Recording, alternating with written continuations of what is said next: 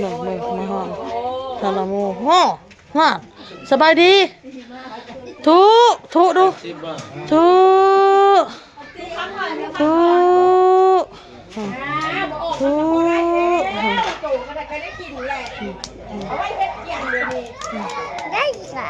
น้ำโมน้ำเม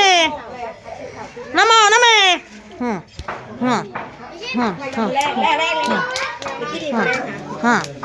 ทานาโมใหญ่เป็นบ่าวได้บ่าวนาโมออโต้เอากอดกันเพลงกันเอาก็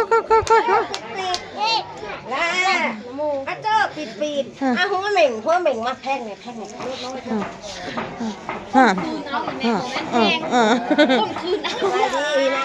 แบง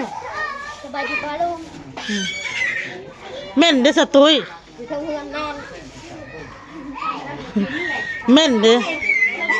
ตำให้กินแล้วก็มาหุงยากเลยเนาะบ่บอลไปหับฮอดเฮือนหญ้าบ่มาเฮาบ่มั่วว่ะ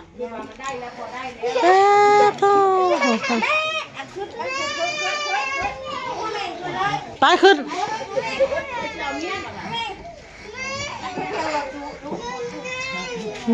หายสำนึกก็หายฮะนาแม่ก็นาลูกทำกันเลยเอาโตฮะก็ปิดเนี่ยโตปีเถอะโอ้ยจ่อยกูเถอะบ่ฮอดช่องผิดกูจ่อยเลยกูบักอันนี้นะมาฮอดเฮือนเลยพี่น้องจ่อยเลย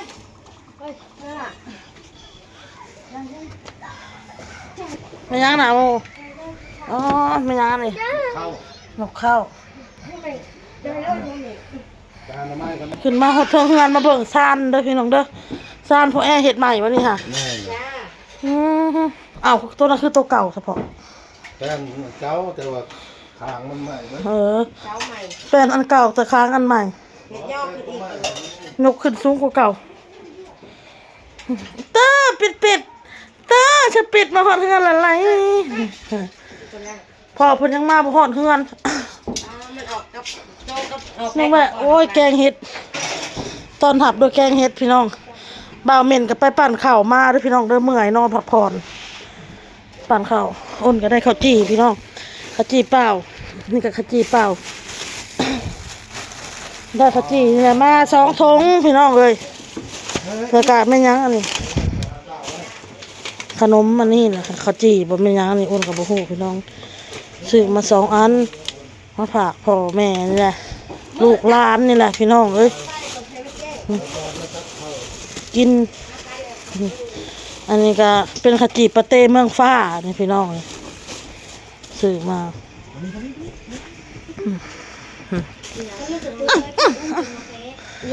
พาบะเม่นไปพาบะเม่นไปพูดได้อันน่ะมันออกเด้อมันเลิงออกได้โมเมสวัสดีครับคนไทยเลยนี่ค่ะคนกอดกันนั่งเลยมาได้ตกได้อุ้ยตกได้ลูกมาเพื่อนกับแม่จิตเพื่อนแกงเห็ดบดถ่าพี่น้องเลยมากินน้ำกันข้ากล้องกับบริถือมาแล้วโอ้ตัดถือกับบุมีค่ากล้องคอยบริถ่ายกันเนี่ยคอยบุมีค่ากล้องนี่แหละคอยอยากจับมาเตะมาล้างพี่น้อยลงมือเลยพี่น้องมาเด้อกินเลยไหมอยากกินเลยน้ำบุเห็นพุ่นละเพิ่งเติบพี่น้องมาพี่น้องกินข้าวกันจับเนี่ยหอกเงินเลยพี่น้องได้ตู้จับให้แล้วอิ่มเลยจากกินข้าวกินน้ำแล้วพี่น้องผมใบบูเด็กเลยใช่ไหมนี่นะมารับบอลค่ะนางน้ำมาเล่นน้ำต้องได้ลูกได้เต้าได้พี่น้องมาบาทนี่มืออื่นผัดเมื่อยมาลาดเนาะพายนะโต้พายนะค่ะไอพานบ่ค่ะบ่พานเนี่ยไหนเล็บใส่พ่อผมนมกินละนมนั่งอยากกินนมแล้วจะละเต้ามันนะเป็นดิสังกินนมไปเลาะทำลูกทอดน้ำมูกใหญ่ได้มาพี่น้องเลยใหญ่แล้วขอบคุณครับเพิ่นมาได้พ่อเพิ่นเอาขนมให้ ขอบคุณครับว่ะ ไทยเนาะ เว้าไทยได้พี่น้องเอ้ย ไทยใหญ่ อันนี้เอ้ยไปบุญนะเอ้ยเอ้ยไปบุญใหญ่แล้ว เด้งบุญยืนห่างแล้ว เด้อบุญใหญ่เลยเด้อใบบุญยืนห่างแล้วจอดแค่แยกน่ะรุ่นเดียวกันได้พี่น้องใบบุญกันนะโมอานมใส่เห็น เด็กถึงน้ำเด้อ ชื่อร้านนะโต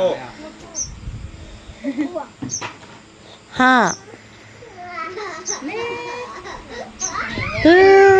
มาบัดนี้ฮะนั่งน้ำกระเทาพานก็ได้ลูกน้อยเลยพี่น้องไอ้มาบานนี่คือไผวะคือพ่อน่ะคือพ่อเลย อย่างนอนมันคือตายน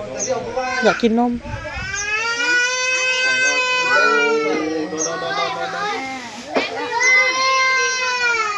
อันนี้แม่ เล็กลายเลยเอ้ย ปลาเสียงน้องสัวๆพี่น้องเอ้ยส่งเคราะห์เลี้ยงเด็กถ้าโซ่ค่ะเพิ่นบ่อยู่เด้อพี่น้องเด้อถ้าโซ่เพิ่นไปอยู่น้ำมันพ่อเพิ่นแล้วบ่าวตะถามเอาไปเลี้ยงโอ้ประเทศห้ายได้เฮ็ดอันนี้ค่ะ มันอายเหรอ บ่าวตะถามเอาไปเลี้ยงพี่น้องเอ้ยถ้าโซ่ค่ะ